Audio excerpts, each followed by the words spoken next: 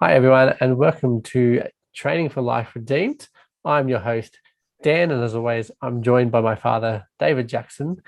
Today is our last episode looking at the book of Joshua, and we're going to finish off here with Joshua chapter 23 and 24. We're at the end of the book. Joshua's about to die, so we seem to have skipped, say, 20 or 30 years in the storyline as we come up to the end of Joshua's life. Joshua doesn't sound too hopeful, though, with his last speech, Dad. No, he's not. he's a realist. He'd lived through the 40 years in the wilderness with Moses. He'd seen Israel whinge and grumble all their way through. And he's come to a point with this particular generation where they've done everything right. And so as he looks into the future, he's also looking back. Moses finished up with the blessings and the curses, and he warned the people of what would happen if they stepped off the path, if they deviated from Yahweh. And Lord knows they did enough of that with all the goings on in the desert. So now we're at a point where he's looking to the future. He's 110 years old. Yay. Old fellas. And he's just looking at going, yeah, well, the next generation's got to hold it, and then where's it going to go? It's inevitable that people are going to sin. It's inevitable that people are going to walk away from the covenant. And so he's just looking at that going, God's been really good to us, but hey, 2 generations later, will you guys remember this? Will you be faithful? What's going to be the cost if you're not? So he's looking at his grandchildren effectively. And that hope is really, very tenuous. Dad, this is the third time that Israel have renewed the covenant with Yahweh. They've done it with Moses at Mount Sinai, and then they've since done it again when Moses was saying goodbye and all that kind of stuff. They did it at Mount Ebal, Mount Gerizim.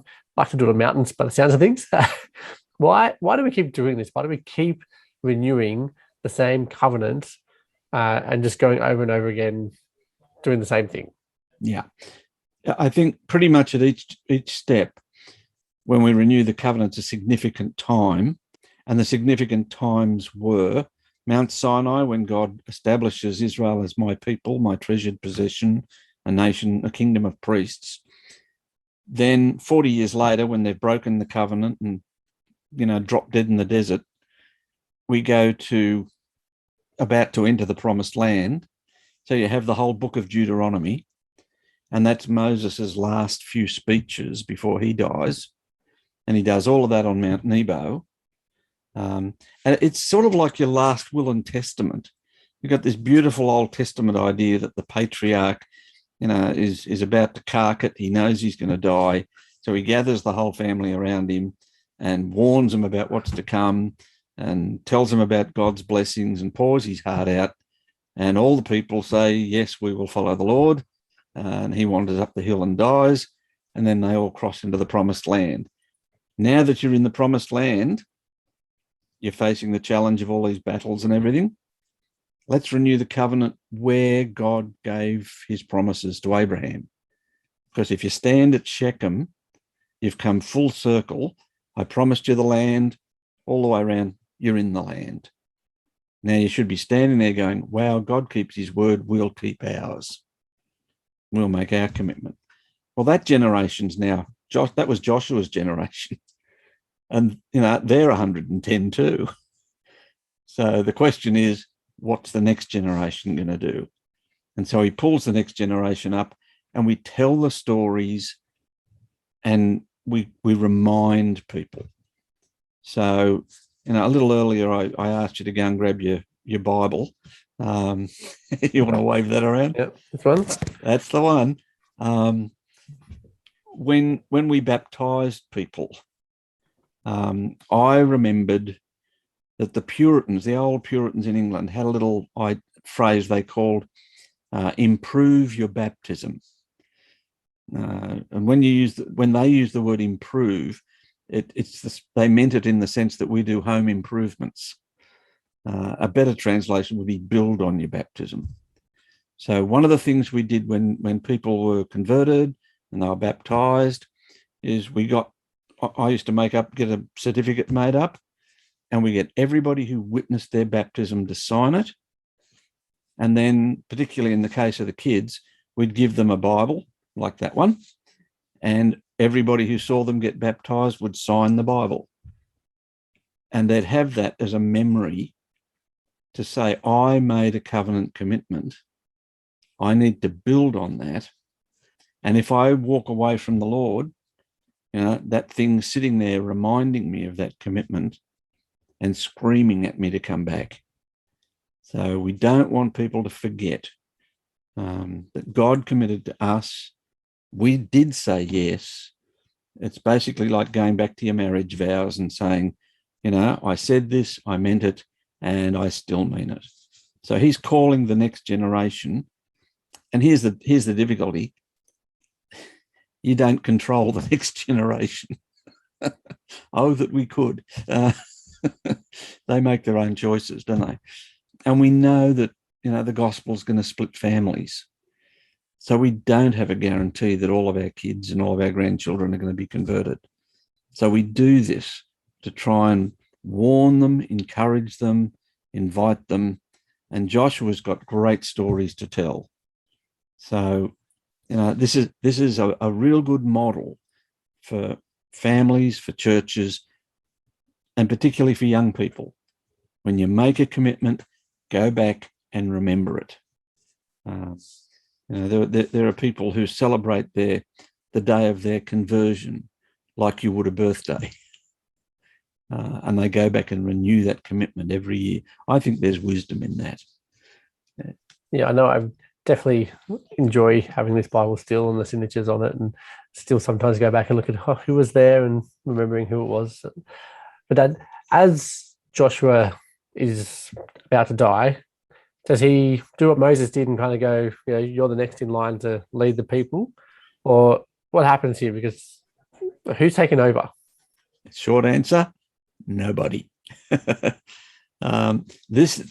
I think this is one of the really challenging things about Joshua. It starts off with be courageous, be strong. I'm going to call you to go and do some really brave things. You've got to endure, you've got to persevere. It ends with calling the next generation to do that. And by the way, they did.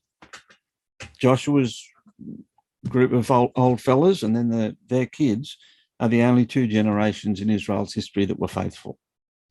That's extraordinary. So he must have done something right. God was certainly at work there. But I think this is really interesting. There is nobody to take over from Joshua.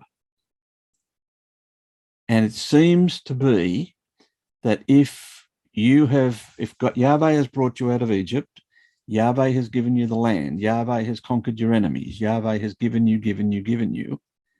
And one of the things he gives you is the book of instruction.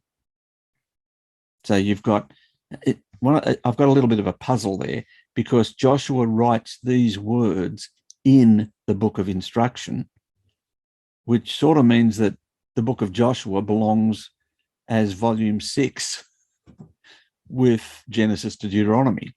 This is your book of instruction, how to live in God's world. And he hands it to them and he says, you know what? You don't need anything else.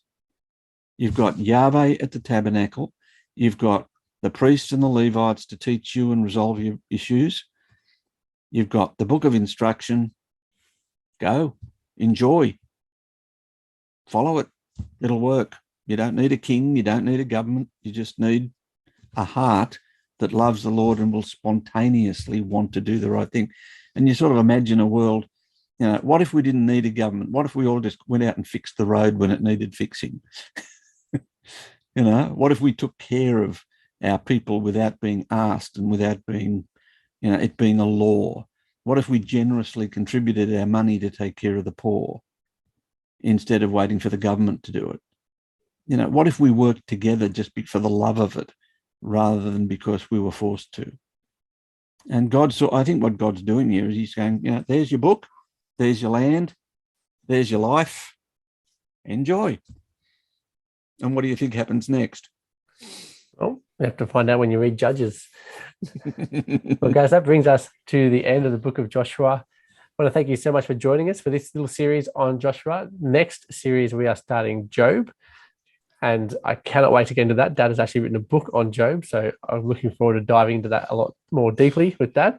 If you would like the show notes or to grab the study notes for this episode, please head over to tradingforliferedeemed.com/47. You can get everything that you need there. If you enjoyed the episode, please leave us a review and make sure that you subscribe and come back so you can also get nice and deep into the book of Job with us. Thank you so much. Thank you.